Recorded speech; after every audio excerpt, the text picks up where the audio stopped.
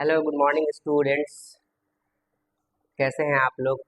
I hope सारे लोग अच्छे होंगे। कल तक स्टूडेंट्स हम लोग स्टैटिस्टिक्स के मीन फाइंड करने का कॉन्सेप्ट सीखे थे कि मीन को कैसे फाइंड करते हैं या फिर फ्रीक्वेंसी मिसिंग अगर होता है तो कैसे फाइंड करते हैं। आज हम लोग सीखेंगे स्टूडेंट्स की मोड कैसे फाइंड किया जाता है। आपको बोर्ड पे मोड का फॉर्मूला दिख रहा होगा, आपको ये क्वेश्चन भी दिख रहा होगा। पहले इस क्वेश्चन के कॉलम को आपको पहले ऐसे सजाना है। सजाने के बाद आपको फार्मूला मोड का दिख रहा होगा L plus F1 minus F0 by 2F1 minus F0 minus F2 into H। बारी बारी से समझते हैं ये L क्या होता है। L लोअर लिमिट को कहते हैं। F1 क्या होता है? तो F1 जो है फ्रीक्वेंसी के कॉलम में जो मैक्सिमम फ्रीक्वेंसी होता है उसी को F1 कहा जाता है। इस पूरे कॉलम में जो मैक्सिमम फ्रीक्वेंसी है वो मेरे पास 23 है, यानी कि जो मेरा F1 होगा वो मेरा 23 होगा। इसके जस्ट ऊपर वाला मेरा F0 होगा और इसी के जस्ट नीचे वाला मेरा F2 होगा। F1 जो होता है इसको मॉडल क्लास कहा जाता है, इसको मॉडल क्लास कहते हैं, मॉडल क्लास कहा जाता है। और मॉडल क्लास का जो लोअर लिमिट होता है उसी को L कहते हैं। यानी जो जो मेरे पास डाटा गिवन है पहले इसको हम बारी बारी से लिखेंगे। यानी मेरे पास लोअर लिमिट जो है वो 35 दिया गया है।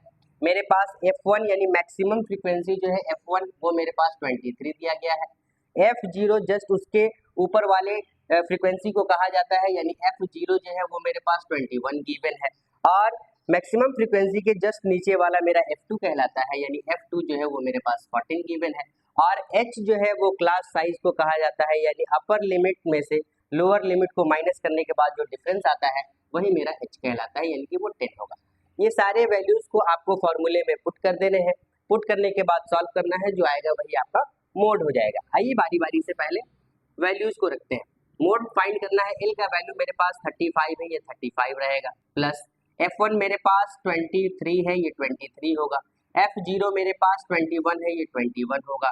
2 इंटू F1 यानी 2 इंटू 23 होगा, माइनस F0 यानी 21 होगा, और माइनस F2 यानी कि 14 होगा, और मल्टीप्लाई H यानी कि 10 होगा। सारे वैल्यू को सॉल्व करते हैं। ये 35 वैसे ही रहेगा। 23 में से 21 माइनस होगा तो 2 बचेगा।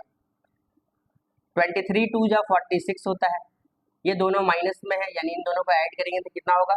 माइनस का 35 होगा, और इंटू का 10 वैसे ही रहेगा। आगे इसको सॉल्व करते हैं। ये 35 वैसे ही रहेगा, प्लस ये 2 वैसे ही रहेगा, अपॉन में इसको माइनस करेंगे 46 में से 35 को तो 11 बचेगा, मल्टीप्लाई का 10 होगा। यानी पहले इसको सॉल्व करेंगे तो ये हो जाएगा 35 प्लस 20/11। इसको आगे सॉल्व करते हैं। इसको आगे सॉल्व करेंगे तो ये होगा 35 प्लस 20 को 11 से डिवाइड करेंगे तो 11 1 जा 11 होगा, 90 होगा, 11 8 जा 88 होगा। फिर उसके बाद 2 बचेगा, 20 हो जाएगा, 11 1 जा 11 होगा, फिर 9 बचेगा, 11 8 जा 88 होगा, और ऐसे ही कैरी ऑन चलते जाएगा। जब इसको हम ऐड करेंगे तो जो मेरा मोड होगा वो 36.818 अप्रॉक्स होगा, और यही मेरा आंसर हो जाएगा। आई होप कि ये बातें आपको समझ में आई। ये क्वेश्चंस हर साल पूछे जाते हैं स्टूडेंट्स। आपको बार बार ऐसे क्वेश्चंस को प्रैक्टिस करना है। बहुत ही इजी होता है कॉन्सेप्ट। बस आपको याद रखना है कि जो भी क्वेश्चन का डाटा गिवन होता है पहले आपको इसको कॉलम वाइज ऐसे सजाना है। जो भी फ्रीक्वेंसी का टेबल है उसमें जो मैक्सिमम फ्रीक्वेंसी होता है उसी को F1 कहा जाता है, उसके जस्ट प्रीसीडिंग वाला फ्रीक्वेंसी को F0 कहा जाता है, और उसके जस्ट एक्सीडिंग वाले फ्रीक्वेंसी को F2 कहा जाता है। ये तीन डाटा मिलने के बाद जो मैक्सिमम फ्रीक्वेंसी का कॉलम होता है उसी को मॉडल क्लास कहते हैं, और वहीं से जो लोअर लिमिट होता है वहां से लोअर लिमिट को लिया जाता है, यानी L को लिया जाता है। लोअर और अपर लिमिट के डिफरेंस को ही H कहा जाता है, जिसको हम क्लास साइज के नाम से जानते हैं। आई होप ये सारी बातें आपको समझ में आ रही है कि मोड को कैसे फाइंड करना है।